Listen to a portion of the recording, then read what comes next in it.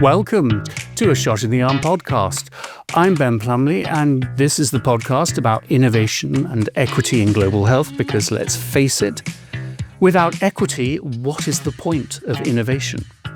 Well, we're in, surprise, surprise, yet another wild time in the field of global health, which has really been the case, and we shouldn't be so surprised about that, since Mr. Trump and his administration decided to upturn the table of the global health infrastructure last year. And to help us make sense of what on earth is going on here, I'm delighted to say that we are joined by friend of the pod. She is a public health expert, an investigative journalist and author, and Emily Bass, welcome back to the show. So happy to be here. How are you doing? I'm just marveling at the weather in Sacramento and the state of the world. The state of the world and the weather in Sacramento have a significant bearing on each other, because we've been surprised at how much rain. I'm delighted for the garden, but I'm a bit surprised at how much rain we've been having, which in a sense is the least of our problems today. So we expected the field of global health to go through massive changes after everything that happened last year with the US government closing USAID, defunding, then partially refunding PEPFAR, the President's emergency plan for AIDS relief. And we're also seeing major reductions in funding coming from European donors to countries hardest hit by HIV and AIDS. But what at, say, the 38,000 foot level is your sense of what is going on here and how we should read what's actually happening? Well, we're just going to stick with the rainy weather for a minute. And what I was commenting on is we've had 3 seasons in one day, which is a little bit what it feels like to be grappling with the changes that are coming at us and the unexpected and the unnatural, as well as some of the organic evolution of things with HIV/AIDS. So in a normal time, without the intervention of the last year, we were expecting to be in a place where countries were beginning to think about how to take over, really run and manage HIV services in the context of epidemics that had reached a level of epidemic control. So you had the vast majority of people with HIV on treatment, virologically suppressed, people know their status, people are getting access to services, and then you can really say, okay, we're ready to transition. So that's where we wanted to be this time. Of course, last year made that impossible. And so now where we are is this really we've got to be vigilant, Ben. We're in a moment where just in the last week, the U.S. government has started for the first time to give us its story about what happened in the last year with the programs that it funded with HIV/AIDS through the PEPFAR program. Just 1/4 of data that it's very busy spinning to tell a story that makes it sound like we are where we wanted to be had nothing else happened, that we are just continuing with the level of progress. We're seeing all the right things happen. The funny thing with numbers is you can make them look a lot of different ways. And so what we're doing right now, I would say as a field, is really trying to separate fact from fabulation, from what we don't even know yet, because we don't have clarity. And if you take those things and you go, okay, what does it look like through the clouds right now, there's a lot to be worried about. And we'll come back to the data in a bit, but the first piece of good trouble that you've been involved in is a report from Physicians for Human Rights on the impact of these changes in South Africa, right? Yeah. Can you tell us a bit about that? I'm so excited to. So the report came out today, and it's a partnership with Physicians for Human Rights, M20 Counseling and Training, and Advocates for the Prevention of HIV in Africa. So Nono Eland, Yvette Raphael, some fantastic South African collaborators. Yvette Raphael makes yet another appearance Here on she Shot is, in the Arm. exactly. And the report draws on oral histories from 40 individuals who shared their lived experience of, at the time that they were collected, so this was in September, 8 months in a country where the U.S. has not only disrupted foreign aid, which is done in other places, but also canceled research funding, completely disrupted a research infrastructure built over years with billions of dollars of investment and tremendous benefits to the U.S. as well as to South Africa and the world, and then ended cooperative diplomatic relations. So this report literally speaks through the voices of these narrators back to the U.S. narrative that what happened last year was a necessary corrective to waste, fraud, and abuse in foreign aid. What we find unequivocally is that those actions led to waste that is frankly breathtaking, particularly and specifically in the realm of the destruction overnight of a platform for delivering primary prevention and other primary health services. So that's primary prevention is for people who aren't sick. I don't have HIV. I want to remain HIV free. It's different from what I need if I have HIV and I need to have my meds to stay healthy and safe. Primary prevention is for people who don't have HIV and don't want to get it. And it often involves or can involve PrEP, pre-exposure prophylaxis, right at the moment, just months, even weeks before the Trump took the office and the things happened, right?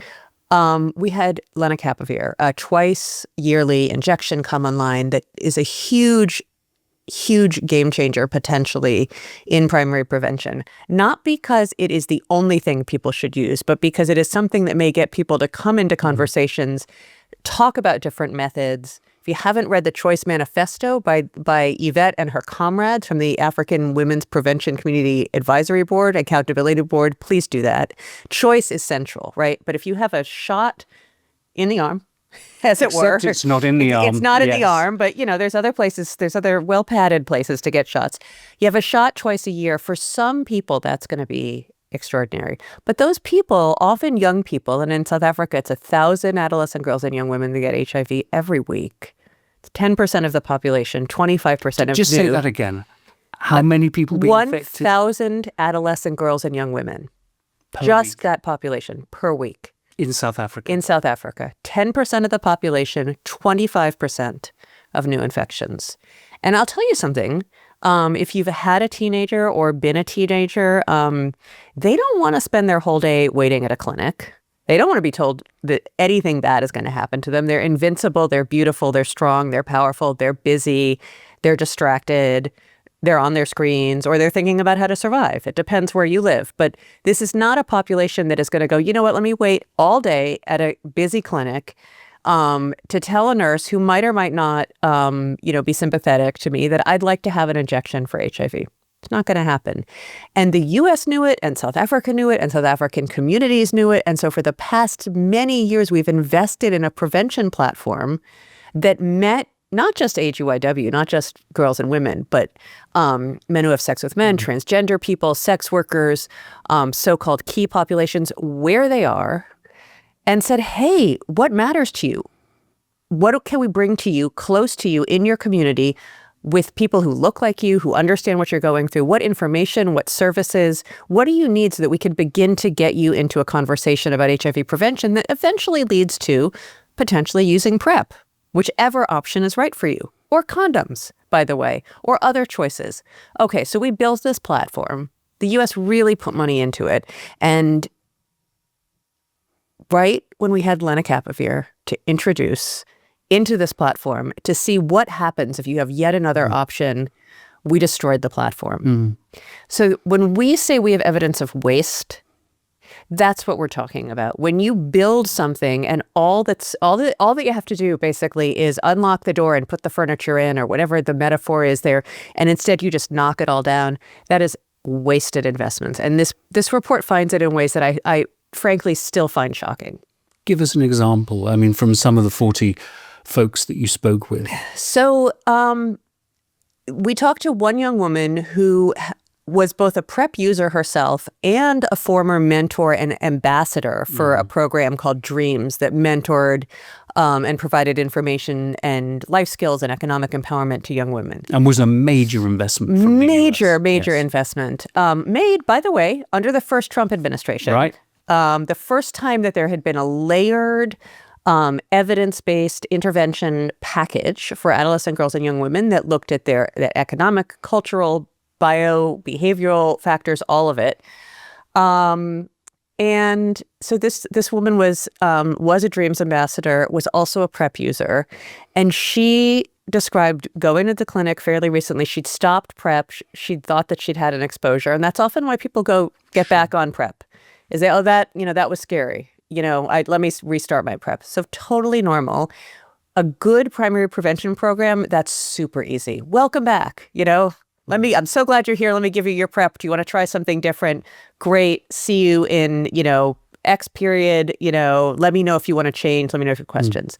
She goes to the clinic. She knows how it's supposed to run. And she walks in. And she told us all of this. This is in the report. The place that you normally get your HIV test, because you have to be HIV negative to start PrEP, isn't there. The tents aren't there. The nurses aren't there. The counselors aren't there. She arrived at 7 a.m., by the way. She finally sees a nurse who's hustling her through the protocol. She's a busy government nurse who's probably had several staff members, several colleagues whose salaries were paid by the U.S. government disappear overnight. And the PrEP user, who's also informed, says, aren't you going to give me a confirmatory test? I think I was exposed. So in addition to a rapid test, you really should be giving me an ELISA test. You should be confirming that I don't have HIV. And the nurse says, I wasn't going to test you at all if you didn't ask, because we're just busy here. We're just super overwhelmed. And she's saying, I don't want to make people feel bad about not doing their job, but if I didn't know what she was supposed to do, she wasn't going to do it. And by the way, she got there at 7 and she left with her PrEP refill at 4 p.m. Wow. I mean, it is such fundamental bad practice to offer pre-exposure prophylaxis, prevention tools to a person who has not been tested for HIV. It's bad practice. Wow. And we are not going to have the benefit from this intervention if we're not bringing it to. So this woman had stick-to-itiveness and she knew what she needed and she got her refill.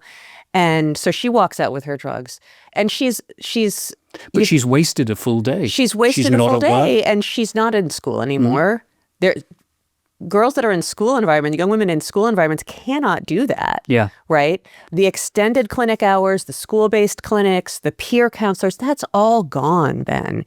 And so South Africa has an incredibly robust public health system. They actually pay for the majority, 80% of their HIV program, more than 80%. And so the percentage of funding that the U.S. was providing was quite small. Now, here's the thing. What I thought was so fascinating in the report, and which is the cause of much confusion. So I'm really glad you guys are bringing this out. The South Africans being able to provide 80% or so of the resources for the overall national epidemic response does not give you a sense of what's actually happening on the ground and in different places. What did the report find in that regard? So the report says, look, overall proportions are not going to tell you the full story. It's not 82% and 18% that matters. It's that within that 18% of the U.S. resources, those covered 50, 60, 70, 80, sometimes all of the funding for specific elements of the program. And so when you pull the 18, you didn't leave the majority of services in place but stretched. You did a little bit of that, but you also eliminated things overnight. And you eliminated community-based testing. You eliminated often services that are also providing hypertension, diabetes, gender-based violence counseling, a range of other things, which is, let's remember, HIV exceptionalism is used to batter HIV. It's not how most services operate in the world on the ground. Communities know what communities need, and they want a range of things. TB testing. So we paid for a lot of those services. And it's important to note also South Africa has the resources, both financially and in communities, to do that themselves. So it's not even a question of like, should we have been paying for it forever? But there was no transition plan. There was no transition process. And to be asking 8 months later, or even now, why didn't they pick that up overnight? You have a country that's in the middle of its own budget cycle. It's got its own plans that it's implementing, and they have a very large budget. So 18% is in the millions of dollars. it is not fair, it's not ethical, and it's not proper to be saying, you know what, we're going to destroy this system. But look, you guys have the money, so can you pick up where we left off without any gaps? I mean, it was quite a smart move on Physicians for Human Rights to look at South Africa precisely because that it's relatively well developed compared to other countries, and that 18% in South Africa in budget terms will be huge overall. But in other countries that don't have the kind of resources that South Africa has, the effects, I mean, it's sort of hard to imagine what those effects will be. But it's really smart to look at South Africa as it is also experiencing difficulties coming from such a, well, you can't call it a transition, can you? No, it's not a transition. Just a termination. Yep, no. But then the US comes back with bits and pieces, and we're opening this, and we're going to provide services for pregnant women and girls, or what have you. That's an interesting one. Definitely not what have you, unfortunately. Fortunately not. No. As a proud what have you. Yes. I can tell you I'm not on their list. Yes, exactly. So how have these folks been able to provide, or have they been able to get hold of services that have some sense of continuity, some sense of security? Yeah, it's a great question. And one of the things that I think we need to look for and be sure to lift up in every sort of narrative collection, anytime we tell these stories, particularly when you're doing a story about Africa or another region of the world where there are stereotypes about suffering and squalor and disease, is the incredible resilience and ingenuity in South Africa, particularly because it has a general health system where if you could get people to those services, they were still there. And that's not always the case, right? But South Africa has a robust public health service. So we spoke to sex worker advocates who literally had driven up to a clinic that closed overnight and just put the client folders into the trunk of a car and then mobilized themselves. They weren't dependent on U.S. funding, so they continued to be active.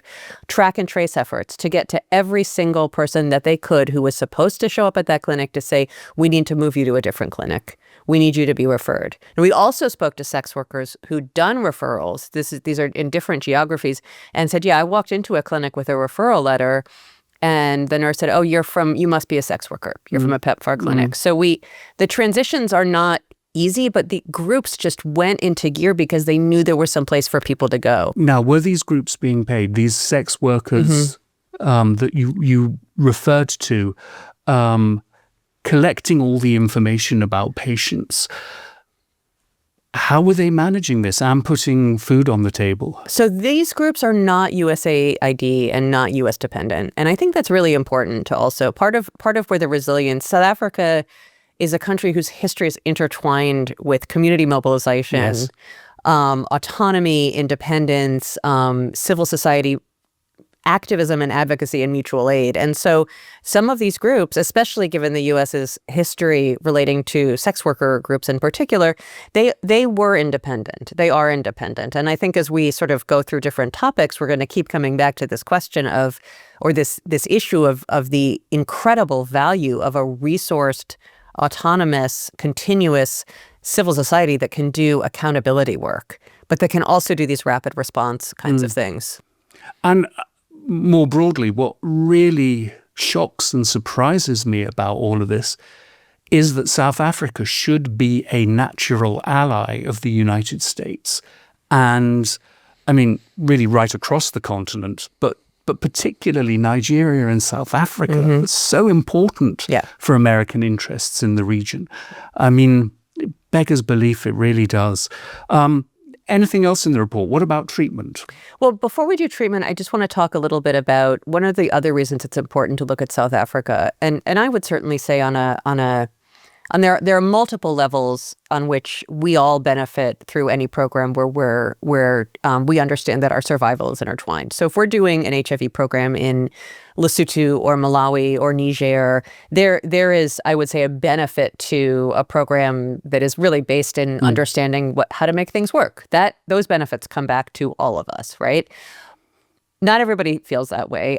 And in South Africa, it's important to look at it because this was a place where we had invested, again, billions of dollars in research collaborations that had a direct and material benefit to us. So not the sort of, not a softer, more nebulous benefit of sort of how do we learn to be humans in global community, but literally a research infrastructure that is pumping out insights and innovations that the U.S. cannot get on its own, but that we need because we do not have the rates of certain diseases, HIV, tuberculosis, needed to test strategies ethically, quickly, and affordably, but we need those strategies, right?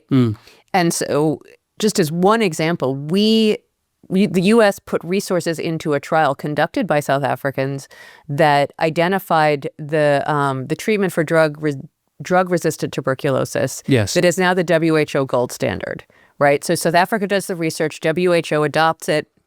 It's a clinical guidance. If somebody coughs on me on a subway train in New York and I get drug-resistant tuberculosis, my doctor will know how to treat me because of a trial that happened in South Africa. That is material benefit, right? That is clinical trial research infrastructure that produces insights and innovations that everybody needs in one of the only places that can do it. Sure. And we pulled the plug on that too, Ben. And that's a level of waste. Not only waste of resources, but also we are the other trio, the other troika of words that we have to have at the tip of our tongues is safer, stronger, and more prosperous. So all of the America First Global Health Strategy is against waste, fraud, and abuse, and it's pro safer, stronger, and more prosperous. I'm telling you something, losing our research partnerships, losing our access to clinical trial sites and collaborations where we are able to say, can we ask this question? Can we learn more about this? That doesn't make us safer. Literally doesn't make us safer. And we're pulling the plug on stuff that we've invested in. And what a waste. Yeah. It's a huge waste. It's a huge waste. It's literally, that is what it is. Okay, so going back to treatment, what did you hear from folks who were on treatment? So we used an oral history approach.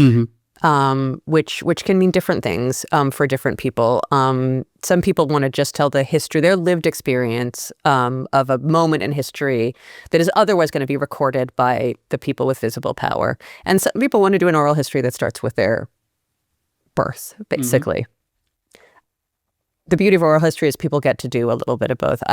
So I had a 2-hour-long conversation with an extraordinary gentleman, a beautiful human who really told me his whole life story. Probably 15 minutes before the end of the interview, he says to me, you know, I didn't get my refill 3 weeks ago. I couldn't bring myself to do it. I just couldn't. I know I'm stupid. I feel terrible. I feel so ashamed, but I couldn't go. You know, he'd been going to a clinic that saw gay men and other men who have sex with men and transgender people, and that clinic had closed. And he said, you know, the government workers are trying so hard, but it's not the same. They're not friendly. I don't feel welcome there. And in a way, it felt, first of all, like the whole interview had sort of been leading up to that, but also the level of shame that he had about the fact that he just wanted to go to a clinic where he felt comfortable. And I say this because, you know, a lot of stories about what's happened in the last couple of years or the last year or so have focused on extreme examples. And that's proper to some extent. You know, we have, you know, people who have died, we have children who have died, we have needless suffering.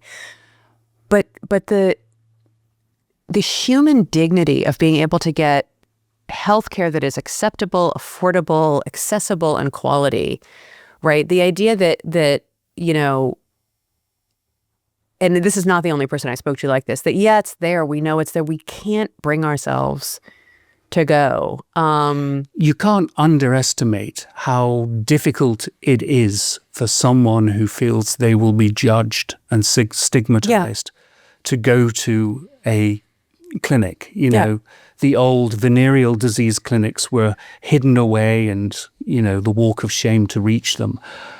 But in the context of a major epidemic, certainly we got to think about how to do these services more effectively, so you don't have a separate train, a separate program for say, for example, men who have sex with men or sex workers.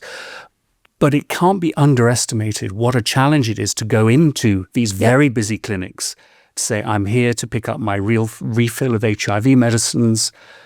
Not only am I HIV positive, but I could be judged for being gay, for being whatever. And that's really heartbreaking.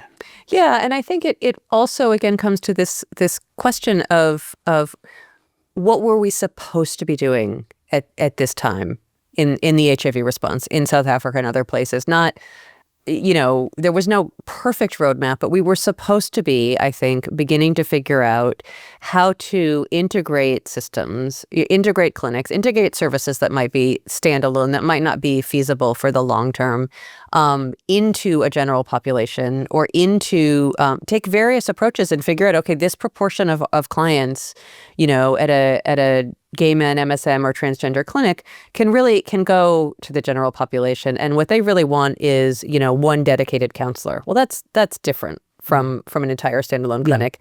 This portion, wants to just go into the private sector and see a doctor, and they actually will spend the money if the free service isn't available. And this other portion, for whatever reason, we're going to have to continue to try to figure out maybe some additional wraparound services. That's not just for key populations, that's for everybody. When you make a transition, you have a runway and you go, okay, who needs what's feasible, and how are we going to know that we did this safely for everybody?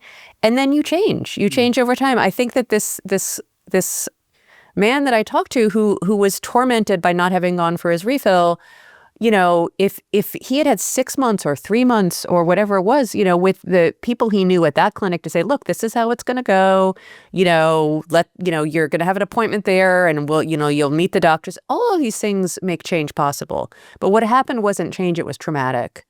So there's trauma. And I think that we have to figure out how to turn trauma into transition. Because we were moving from termination. Yeah. And the termination of these HIV programs overnight across Africa, for me, is a crime.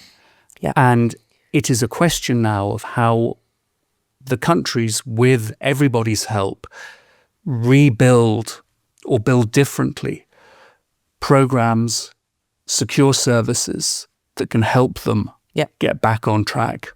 Yeah. And we can't do it without data. I think that's the other thing. Well, this was the other thing I was going to come on to. We've spoken about this report. As you're doing the PR for them, anything that we've missed on that, anything else you'd like to say about the Physicians for Human Rights I'll report? just say one more thing, which is that because of the way that we do our release forms and approach the narrators, people have a lot of confidence that their confidentiality isn't going to be disclosed, which means that in both this report and one that we did in the first, based on oral histories from the first 100 days after the foreign aid freeze in Uganda and Tanzania, we were able to speak to government health workers who cannot give interviews to media. And I'm not sure yet are participating in qualitative studies. We haven't really seen those come out yet of their experiences. So I was able to speak to a sister in charge at a township clinic and the data quality officer who happened to be there that day. And they were among the most terrified people that I spoke to be perfectly honest. Terrified of what? What they can't see, but they think is coming. So we were sitting there in a room, and I had a pile of folders behind me, probably above my head, and that's unlogged client files. So in those files are probably people that came back for their refills, came back for their TB, came back for the HIV, and are not recorded. So they're recorded right now as disengaged from care or lost to follow-up. And there's probably also files missing of people who should have maybe got their diagnosis but didn't start treatment that day, or didn't come back for their refills, and they don't know. And it's really important to sort of say that most people with HIV are going and getting their refills, and they're stable on treatment. That this is not an unreliable population. Sure. This is not a population that has to be corralled into. So we're not talking about the majority. But to do epidemic control, to keep bending the curves of the HIV epidemic towards, reduced infections, reduced deaths from advanced HIV disease, and reduced transmission during pregnancy and breastfeeding, you can't lose anybody. You can't lose anybody. So thousands of people, 4 digits, or tens of thousands of people who are going on and off treatment, didn't start their treatment, didn't finish their TB treatment. It's a relatively small number of people. South Africa has a total number of people living with HIV in the millions. Small numbers are going to have a huge impact on your epidemic control. And so when this data quality officer says, I'm waiting for a bomb to blow up in our face, she's not saying, I think that the population of people living with HIV is going to default from care, but she's saying, I think that there's something going on here and I'm not going to be able to see it until I see it in sick people admitted in the wards. Well, that's right. And that's the big issue with HIV.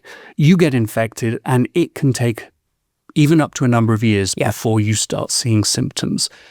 And it's that gap that makes this epidemic so pernicious and difficult. Let's talk about some other things. Let's talk about the US government. I mean, a lot happening. You spoke about the data, and I want to come back to that measly quarter of data that we've got. We've got issues with the supply chain, which we sure do. We really need to talk about. And there have been some significant high-level staffing changes. And maybe that's the place to start, because literally, I guess, hot off the press is that friend of the pod, Dr. Mike Reed, who was the chief scientific officer of PEPFAR, is the chief scientific officer of PEPFAR no more. He resigned in a way that I think was absolutely remarkable via a Substack, and we'll include the link in the show notes to this. But your sense of what Mike had to do and what this means for other members of staff who are still there, still trying to carry on the fight. I think this is huge. I think it's really, really huge. If we look at the whole course of the last 15 months, the Bureau of Global Health Security and Diplomacy, which is where PEPFAR is run, has not had a single high-level, what they call career, meaning they were there before the administration change. Not a single high-level career has publicly left and said, I can't do this anymore. We've had it with CDC. We had it as USAID was shutting down. We've had it with FEMA. We've had it with the Department of Education.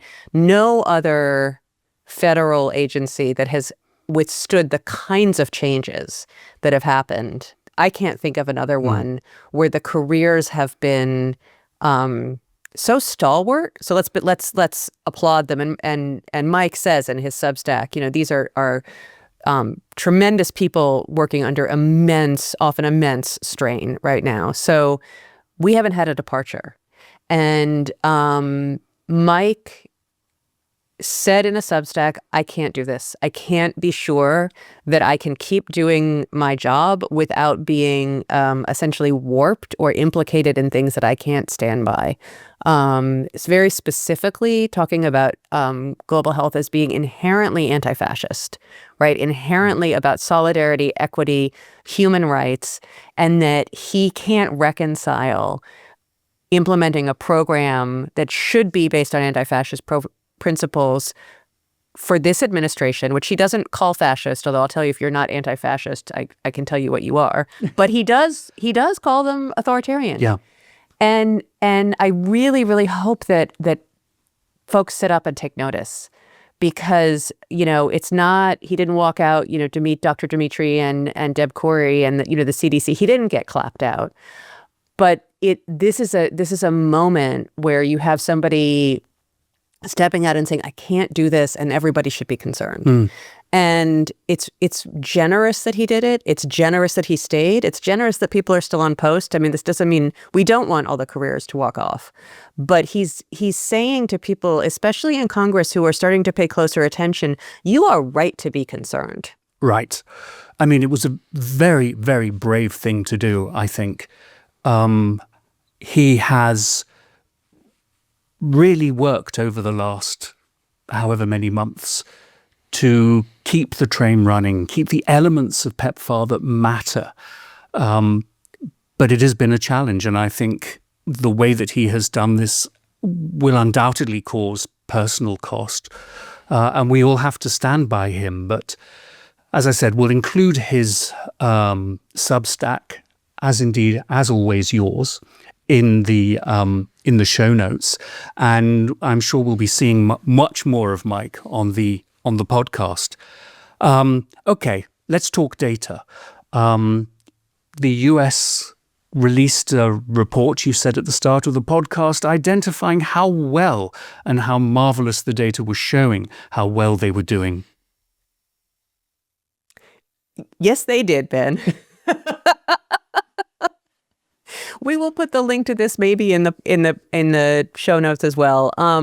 It's not funny, it is, but some of this, at some points, you have to maintain a sense of humor. So, in fact, my Substack started on August 8th, not a year ago, but at August 8th, 2025, when I noticed that PEPFAR, a program defined by its data use and data and transparency, had removed the planned release date for a quarter's worth of PEPFAR program data, which, by the way, was routine, transparent, discussed at the country level, discussed at the regional level, helped everybody to understand what was happening, including Congress. That date was taken out of the calendar. To go, hey, it's August, so you guys, came in and fired up your wood chipper in January. It's 8 months later. We could see some data. Nope, no data.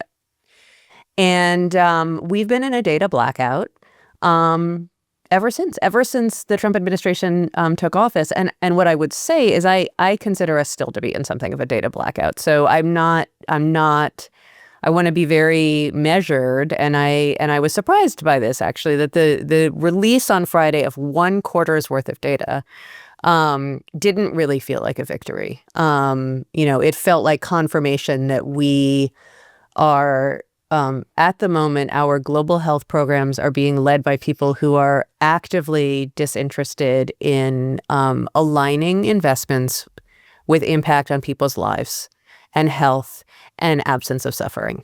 Let me ask you, can we trust the data that they released?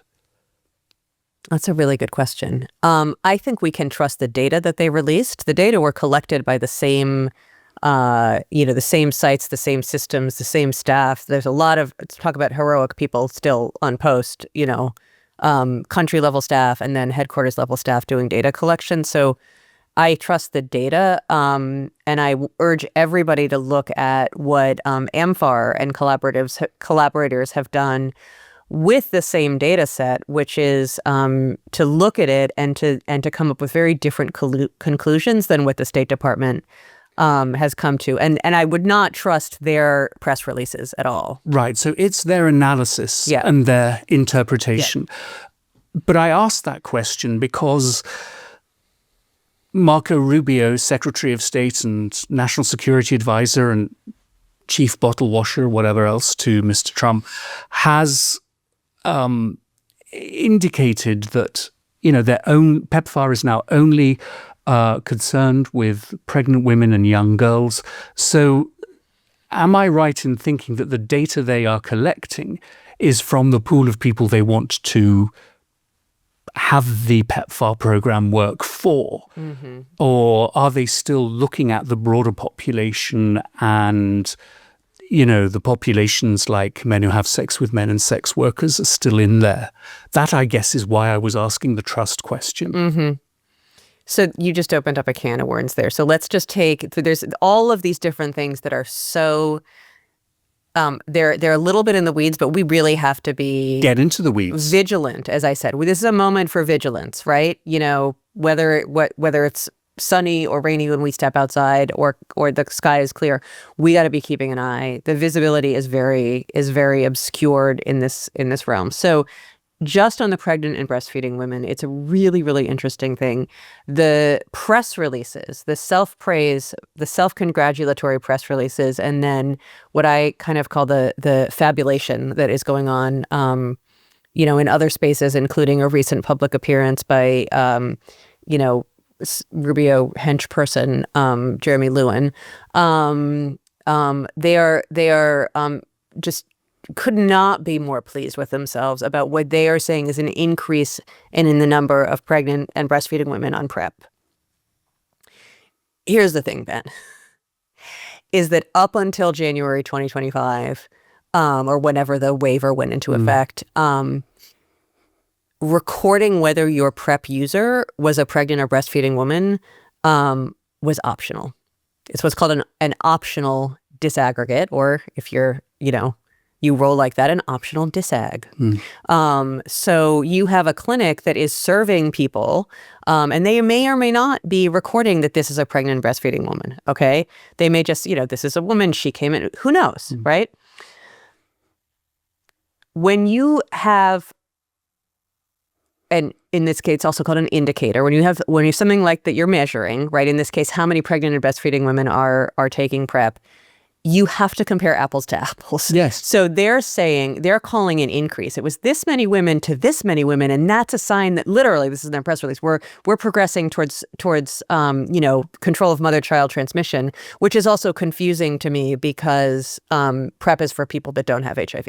But there's many things in their press releases that suggest they don't really know how to drive the car they're driving. But just with the pregnant and breastfeeding women thing, they're celebrating an increase, but it's not necessarily an increase in the number of humans taking PrEP. It's an increase that is we weren't asking before, and now we're asking. So we're counting people that weren't pregnant and breastfeeding or may not have identified, where we don't know whether we increased or not. Do you see what I'm saying? We don't know because we're not doing apples to apples. You can take a year where everybody was doing a pregnant and breastfeeding, disaggregate, where that was routinely collected at all clinics, and compare it to the next year and say that that's an actual increase. Yeah. Or it could be the same number, but you just started to report it more. Yeah.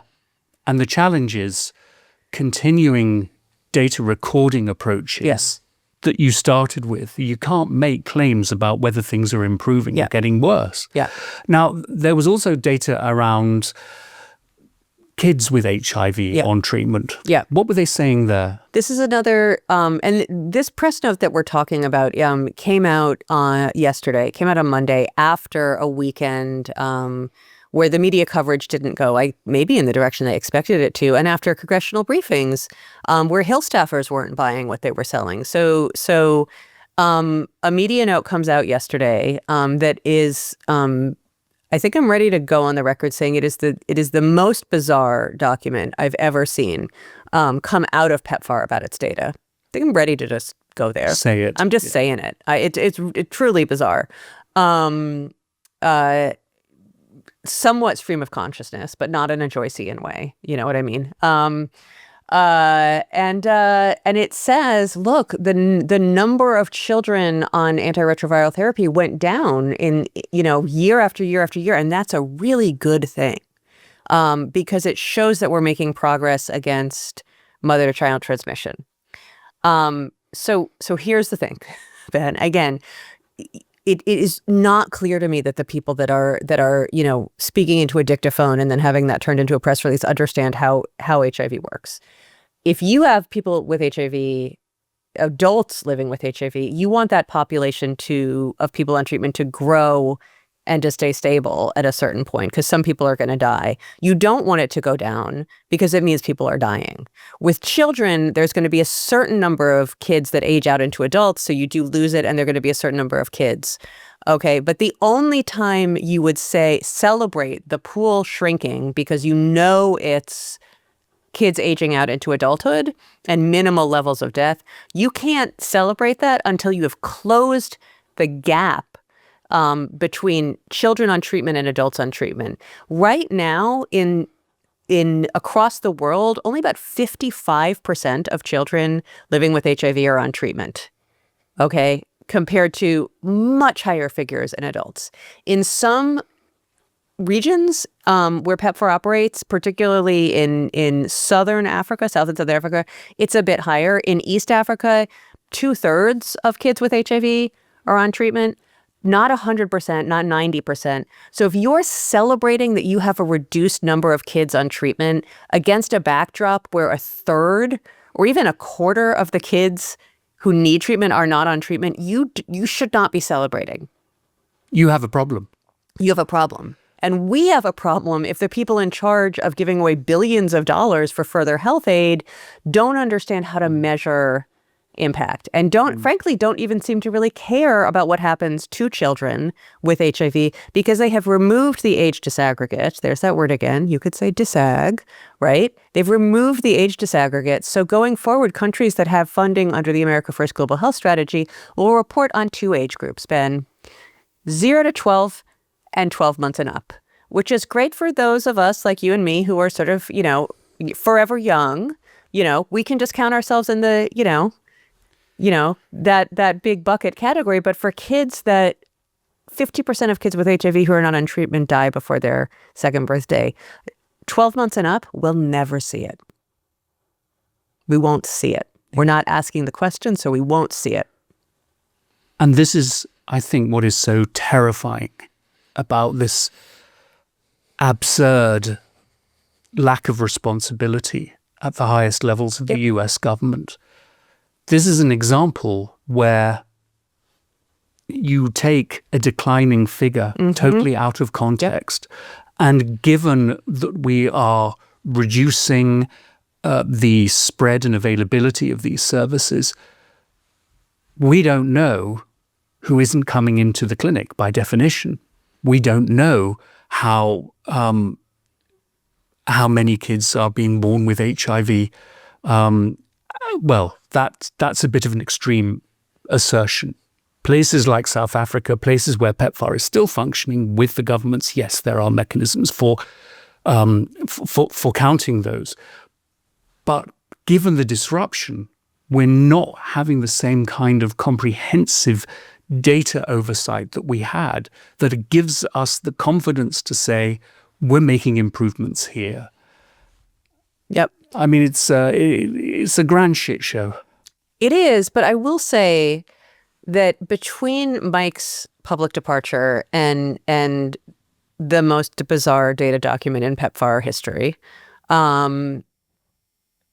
this is affirmative of, and I hope catalytic towards, a crisis of confidence in aspects of this program on the part of Congress, who has the power to do things to make sure that different things happen.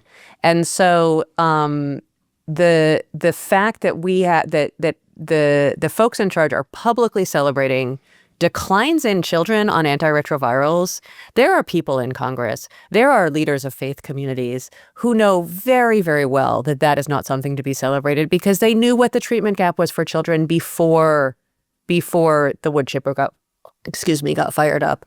And so, yeah, what you're saying is success at this point in time is that we're closer to recognizing that this has created a crisis. Yeah.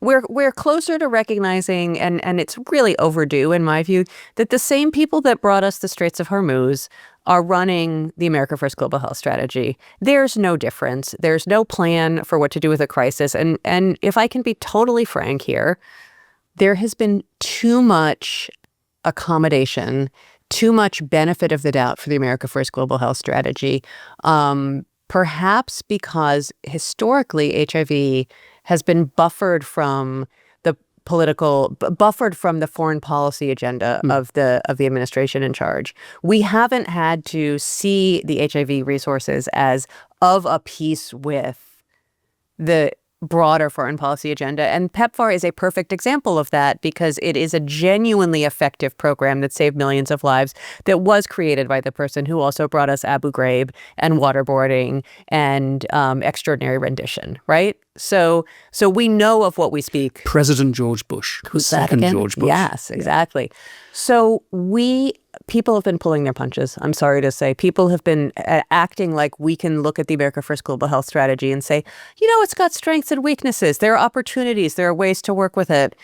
Mike Reed did us all such a huge favor by leaving and insisting on a unity of analysis. You can't look at this strategy and not think about Iraq, Venezuela, ICE in our own cities, Greenland. You can't do it, is what Mike is saying. And I think I hope he gives everybody permission to understand that that's the case. And you can't read the press release with the fabulations about what the declining trends say, and not make connections to some of the truly bizarre things that are said about why we're doing what we're doing geopolitically in the world. Right. We need to accept that there is a continuity of crass stupidity and corruption right across everything that the administration is doing. There was a bizarre interaction that Secretary Rubio had with a senator in a recent hearing where Rubio said, if there's one thing I'm really proud of is that we've stopped male circumcision in Mozambique. And I'm not the world's greatest fan of male circumcision as an HIV prevention tool. Mea culpa, Kate Hankins, but that's just the way it is. But nonetheless, this was an intervention that had particular relevance in a group of people, by the way, in a state called Gaza that, as we've noted on the podcast before, the brilliant Elon Musk assumed had to be in the Middle East. But it speaks to a sort of a crass, even a really don't care if you know. I don't care about this. Right. Yeah, true. And again, to me, there's an opportunity. There's opportunities. So I think when Mike walks away from the program and says, don't be fooled, guys, this is the same administration. There's a unity, Rubio's going to go and say this and that. That senator can turn around and say, okay, duly noted, Secretary Rubio, can you please show me the data, the HIV incidence data from Q1 of the Bridge Plan, which is the 3 months, we were going to have 2 quarters soon, but 3 months from October through, what is that, January, the first quarter of, and so I think that when we stop equivocating about who's running the show and what the quality of the program is, it doesn't mean we walk away from it. And I sincerely hope that, I don't think Mike is either. Oh, no. We turn right back around and we start asking for incremental changes. And I do think that we can get those. We can get improvements. We can get an age disaggregate back so we can see what's happening to children. So our third area on what's going on with the US government has been an issue with the way the supply chain has been working. And is that an area where we can see some good news? I have no good news. No good news for you yet in that area. It depends what you call good news, right? So I think that what I'm seeing as a pattern is that sustained public attention and outcry and pointed questions from Congress do get a response. The Bureau and the administration are not impervious to critique. So we had a recent example where there was sustained public outcry, pointed congressional questions, media attention about how exactly the Department of Defense and the Centers for Disease Control and Prevention were supposed to continue implementing programs in countries that don't yet have additional money under the America First. How are they supposed to do that, given that they've been given permission to operate but no new funds? And the answer, we'll just use the money you have in the bank, wasn't good enough. And I think that I don't know this, but certainly the fact that the Bureau asked the agencies to continue with no new funding, and then several weeks later sent a notification to Congress that they'd like to give them more money, suggests to me that the critique got through, right? So for the last couple of weeks, people, including myself, have been sending up flares about a situation that is so complex I can't totally tell you what has caused it and what yet may resolve it. But it appears that the supply chain contract that manages everything, it was, when PEPFAR started, it was the largest peacetime contract in U.S. history, right? That went to a nonprofit agency called Chemonics. Is it nonprofit? I don't know that it is. No, Chemonics is for profit, and It didn't originally go to Chemonics, but it's a contract that's held by an entity called Chemonics. And something real weird started happening a few weeks ago, maybe even longer. Suppliers weren't getting paid, right? Their invoices weren't getting paid, and there started to be concern about whether additional orders could be placed. And then emails went out from Chemonics to its country programs, basically saying, we got to shut down because we haven't received additional funds. Now, as you say this, help us understand supply chain. What are they supplying? I mean, is this medicine? They're supplying medicines, antiretrovirals, anti-malarials, bed nets, diagnostic tests, TB medications, laboratory commodities, you name it. But it's not Amazon. It's not an online ordering system. It's not even Wombo, which you might hear about, which is the Global Fund's sort of procurement system. It's a way to order commodities online. It's that, but it's also what happens once you get to the port or the plane lands. The supply chain contract also covers things like distribution from the port to the warehouse, from the warehouse out into the field, all the way down to what's called last mile distribution, which is really making it what it sounds like, getting it to the most remote terminal place that the supplies are needed. It supports forecasting, right? It supports stock tracking. It supports ordering. It supports all of these different things that go into making sure you have the stuff that you need them. I just learned today, Ben, I didn't know this, bed nets have a really long lead time.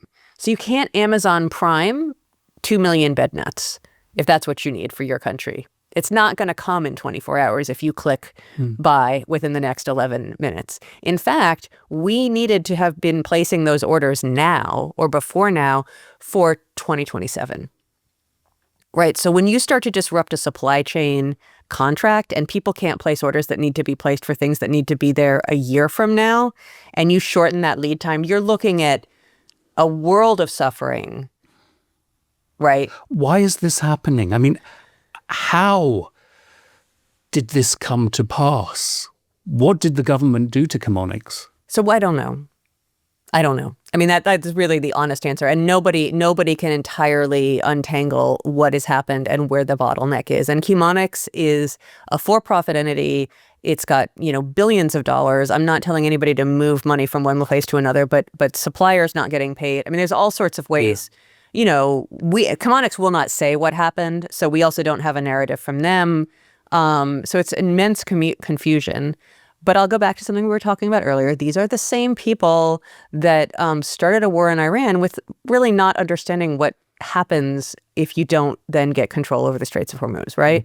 We have the ability to, or the propensity right now in our administration to break things, to destroy things with no plan for what to do. So I don't know what happened, but I know what the consequences are. And what we've seen now is, again, this sort of fabulation piece, which, Jeremy Lewin said, it's all myths, that there's anything wrong, that there's any disruption. Nobody that I've spoken to, and I've spoken to lots of people who know suppliers, people who are in country, people in headquarters, nobody has clarity on what's happening. So I don't feel relieved, but I do feel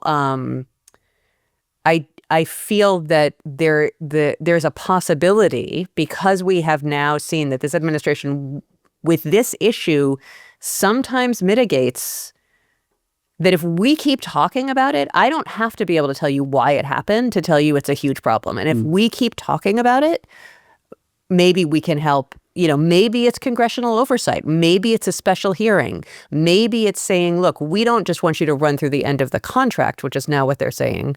That's November 2026, right? We want you to run through the entire period of an orderly transition, which for most supply chain activities is about a year. Okay? October's not a year from now. November's not a year from now. So I don't know what the solution is, but I do think that we have opportunities to and not even opportunities. We have a mandate. We have a necessity, an imperative. Ben, it's an imperative to avert this disaster. This is the worst thing.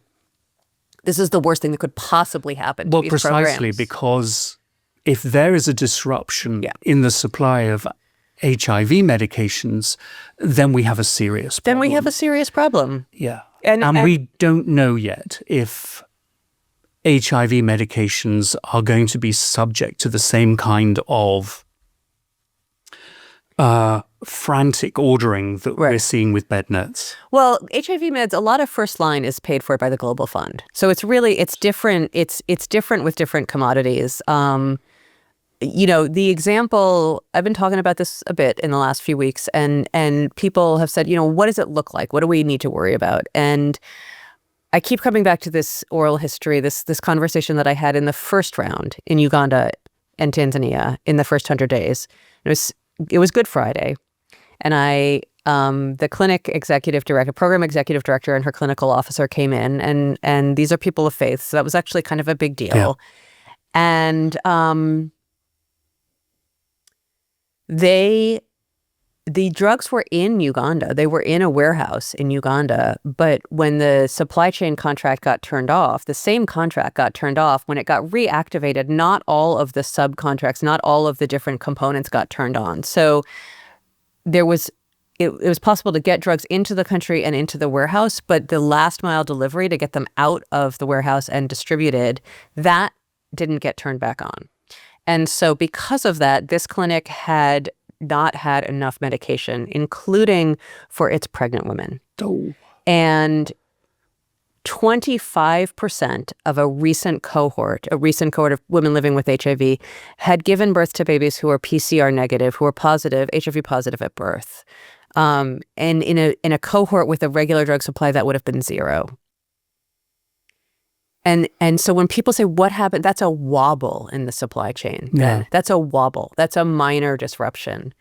So and look at the impact that has. But I also, people with HIV and people we want to sort of manage concerns because Global Fund procures a lot of antiretrovirals. I'm very worried about bed nets. I'm very worried about malaria, pediatric malaria. No bed nets in the rainy season. Super high mortality rates. I mean, there are things that we just... You haven't mentioned TB procurement. Yeah. How much at risk is that, do you think, in this? Well, there's... What is it? Global Drug Facility is another... So procurement is a whole complicated world. And you can't speak in generalizations. It goes country by country, commodity by commodity, and disease by disease. But I think... So I would say that it is, which my friend Jeremy Lewin is using as an explanation. We're going to go country by country. We're going to go context by context. You can't do that unless the entire system is humming along in the background. You can't shut down the system and then meet individual country needs. So we just keep coming back to this issue of orderly transition, people. Orderly transition. It's been reported, though I haven't quite nailed this down, that the original plan was to keep this Chemanis contract running through 2027. The clearest proof that I see is in the Memorandum of Understanding, where several countries implicitly say we're going to use the U.S. supply chain contract, which is Chemanis. And then Uganda had an implementation document that listed this by name, this contract, GHSC-PSM, for the entire 5 years of the MOU. So people were expecting this to be around. And so what we really need State Department leadership to revert to what appears to have been their original plan. I don't know who got upset. I don't know who stole whose toys or who, somebody didn't share their cookies or something. I don't know why we got into this mess, but let's go back to what we were going to do and not do this engineered emergency of having people uncertain about whether we have a U.S. supply chain and procurement contract. I mean, this is really crucial. It's central to the effectiveness of any infectious disease response.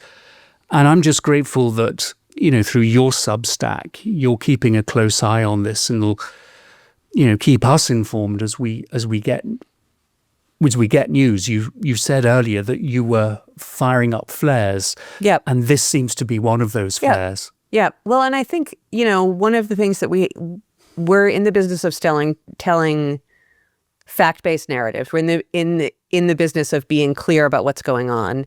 And we're in a kind of, for me, covering HIV and doing HIV-related work in a time of unprecedented obscurity about what's happening.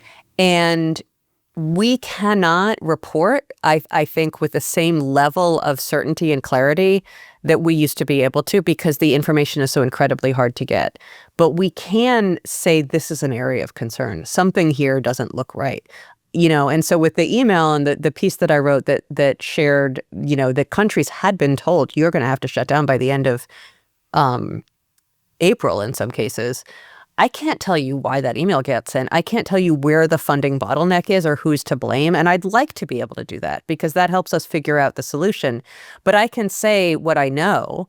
And if I'm wrong about some part of it, the correction can help us figure out where to go. So I do think that there's a imperative for people now who have information to put it out there, validate it, and put it out there before you have the full explanation if you think that telling what you do know can help us all figure out what to do next. And in this instance, we don't know what happened, but we know that we need a stable, orderly transition with supply chain procurement contract. Yeah, which again, you can't do through a sudden termination. No, you can't. You also can't do it in, what are we, we're in April? You can't do it in 6 months. Can't do it. And of course, the people making the decisions are not familiar with the subject, putting it politely, are not listening to the experts who do know how these systems work. No, they're busy celebrating that we have declining numbers of children on HIV treatment. So, well, I'm having a hard time finding anything to be cheerful about here.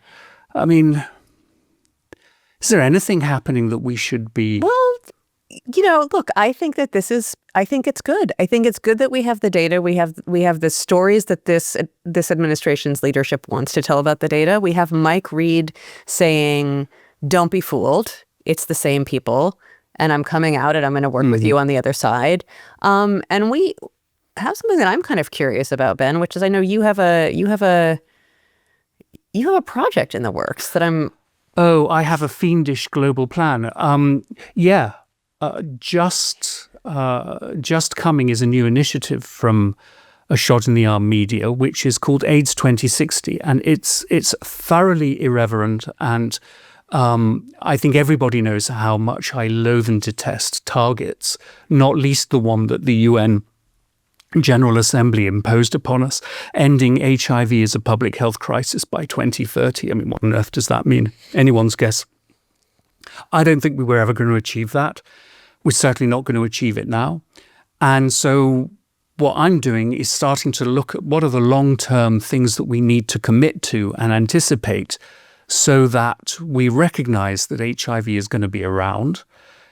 Hopefully we'll be in a situation where we can manage it at the individual level, and that we can have a clear strategy about the long-term investment that's needed, the long-term investment particularly in research and development, because even with the grand news about lenacapavir, that's not the complete picture. We still need the research. We don't have a cure for HIV. We don't have a vaccine. And I think the biggest challenge with HIV is the stigma, is the discrimination that goes with it. We talked about people not coming to clinics because they were fearful of being judged, fearful in some countries of being persecuted and identified, where if you're gay, it's illegal and facilities are required to report you.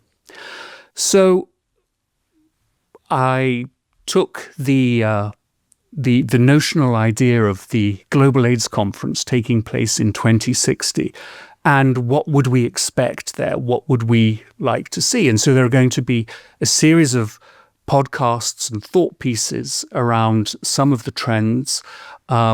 We kick off with what's going on in San Francisco, which was one of the early epicenters, and looking at the San Francisco Community Health Center, which of course I'm chair of the board of, but which I think gives a really interesting insight into how to manage things with, as my sister would say, knit your own yogurt approach, which is if the resources are poor, you find ways of getting around it. I know our dear Yvette has other terms that she uses.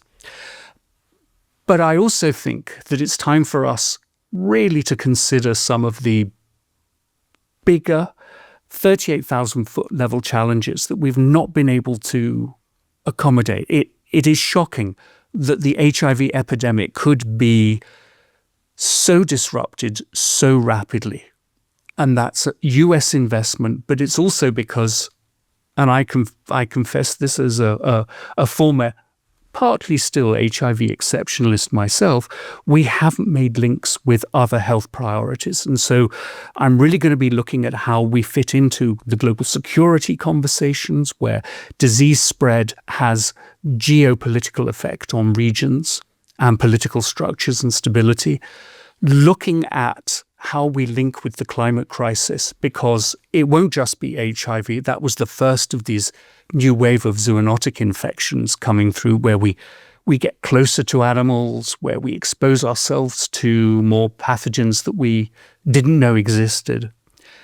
And also to look at where the future of leadership is going to come from. We're going to be talking with established leaders in the HIV response now to get their thoughts. But I'm particularly interested in looking and meeting with people who have made a decision now to have their career in HIV. And what are their expectations? What are their hopes? That, I think, is going to be the most interesting thing.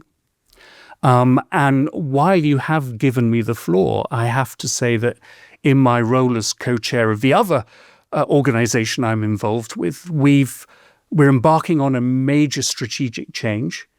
That is the MTV Staying Alive Foundation, that has now been renamed at a formal launch in Nairobi, Kenya, as Shuga Global. And and of course, Shuga is the name of the TV programs that have been produced over the course of the last decade or so. And I'm really excited at what Wame Jallow is doing at Shuga Global now, to make sure that content creation digitally, as well as the traditional terrestrial TV series, what that can do to help drive behavior change, drive greater understanding of what HIV is, how it fits into the broader structure of sexual reproductive health, growing up, getting through your teenage years, and living a full and healthy life.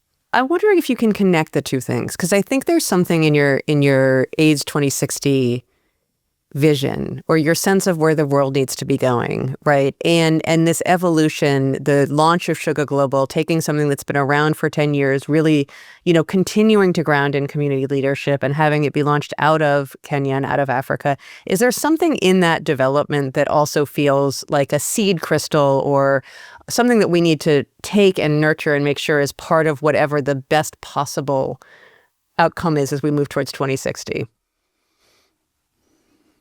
That's a really tough question. I think why I'm so excited about Shuga Global is that this is a vision that we've had for a long time, a good few years. And I even go back to the former executive director, good friend Georgia Arnold, who I think is one of the most important figures in the communication side of HIV prevention over the last few decades. And this has always been where we wanted to go, that the stories and the narratives were created by the folks themselves, not outsiders coming in and thinking we can make something interesting out of this. So, but there is a strong connection in that we have to build really strong alliances and collaborations with areas of the AIDS response that we've let go. I mean, I think of content creators, and right now Africa's the place to be. I mean, this is a continent that is seeing a rapid rise in the numbers of young people who are immensely creative, who have high demands and expectations of what their governments are going to do for them in the course of their lives. And I think it's not a wild claim to say that Africa probably leads in content creation, in both the creativity, but also the way in which the hustling and the using of digital technologies has actually proven to be a very effective mechanism to reach people in ways that we, frankly, in the North hadn't understood. So I'm really excited about that. 25% of that is Yvette in the back of a car. Just that's facts. That's science.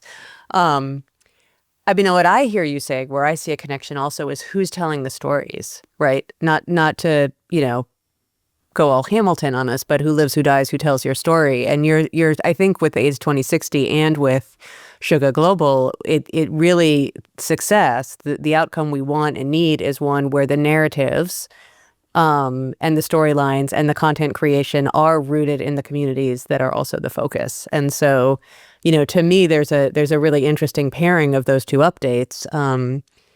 And of course, a lot of other stuff has to fall in line for countries to be leading and driving and autonomous. And I'm wondering if you have any wish lists or previews of things you want to see countries doing to sort of step into that, narrative control moment. So you're right. And you and I have been really focused on this in recent years. The AIDS response and, frankly, global solidarity and global economic stability has to be rooted in not excluding any particular region, and in fact taking the continent as an area of great opportunity. And that is in the kind of mutually beneficial commercial, political relationships. And so during the course of this next phase, this next 30 years, you want to see institutions like the Africa CDC, like the African Union, really grow and flourish. You want to see the emergence of biotech and health service delivery models coming out of the continent. It's happening. It's happening right now. Yeah. And you want the leadership of this new generation with the challenges that it faces driving the agenda. So that means that us oldies in the North play a supportive role. We're still there. We still have an important role to play. But ours is one of support. It is not one of driving. And that, I think, will be one of the most important things we try and get out of AIDS2060. The only thing I think that worries me is that in that process, we may find ourselves losing how to reach, losing how we connect with key populations. Don't like that phrase, but there we are. Mm-hmm. Men who have sex with men, sex workers, drug users, particularly. Although in the context of Africa, you could also say girls and women as part of that. But these are people who may well get excluded from the exciting general population growth and development. And yet these populations are key to making sure that the epidemic is controlled and then reversed. And I don't see us doing that by 2060. There's also there's really interesting data that I'll find and we can put in more detail in the show notes. But when you have an LGBT population, just as an example, right, that's safe and flourishing and has the right to health and human dignity, often, your governance is better, your accountability is better. I mean, when your girls and women are healthy and strong, your economy is stronger. So really, I think that the kinds of progress you're talking about are going to be hand in hand, whether we measure it or not. And I would hope that we do measure it with the health and well-being of all of the segments of the population, including those that are often excluded or asked to wait at the back of the queue. Well, it's going to be connected with population redistribution as a result of the climate crisis, as whatever other pathogens are going to face us. For me, HIV is the canary in the coal mine. Mm-hmm. And it is that, when it's something that we said earlier about the importance of recognizing that this is a disease that you can get infected with, with some difficulty, but nonetheless, and it won't appear if you're not connected to any services until you start seeing your immune system being affected. And that means that an infectious disease can spread quickly, but appear slowly. That's the worst place you want to be in. Yeah. Well, one of the things I like about AIDS2060 is that you're sort of going, can we get rid of this idea that it's going to be over Can we get rid of this idea that the thing we need to do is to start having a different conversation, but rather let's figure out what it looks like to have a conversation about HIV/AIDS that extends that far into the future, because this is a disease that if you just follow it, it tells you a lot about everything else. And if you address it, it tells you, if you address HIV, you address so many other things. And I think that there's something in that, your proposal, that we actually extend the timeline, not because we're going to fail, but because keeping our attention is beneficial. That's right. Yeah. And much, I think, of the early targets, no, not the early targets, I'd say the targets of around the middle of the last decade, the 2010s, were about trying to save money. Were about ultimately reducing the investment. Yeah. And, that's bullshit. Yeah. We need the resources and that takes us right back to the start of our conversation, which is why, if you are going to disrupt the flow of resources, you have to have a transition in place to make sure that they can be picked up, adapted, whatever, by the people who are going to be running them. Yeah. Yeah. Well, my gosh, Emily, we have covered so much in the space of just over an hour. And there are a load of other things I'm sure that we could talk about. I'm particularly interested in us coming back to talk about maybe the philosophy of these, let's break it and not bother about how it gets rebuilt. But I feel like that was an abuse of the word philosophy, Ben, but that's if you must dignify it with but as you were. I wonder if there isn't a philosophy. We're getting into this conversation. We're not going to do this now, but this is a really good hook for our listeners and viewers to keep an eye out for the episode in which we will discuss this. So, do toddlers on ketamine have a philosophy? Stay tuned. Stay tuned. Any final thoughts? Things that we haven't covered, besides whether or not we have a philosophy of the second Trump administration? Anything we haven't covered? I think you look fabulous. And I think that your podcasting that you're doing, including colon meat cancer, is extraordinary and a gift to, really a gift to the global community. And I just want to thank you for that. Oh, well, thank you very much. Yeah. And I appreciate all the support that you and others are giving me as I go through this. Well, I guess that's it for this episode. I think we did it. I think we did. Now, I'm going to close out, or do you want to close out? Oh, I will never get it right. Okay. Well, I don't know how many takes it's going to take for me to do this, but anyway, that's it for this episode. Thank you to Emily Bass.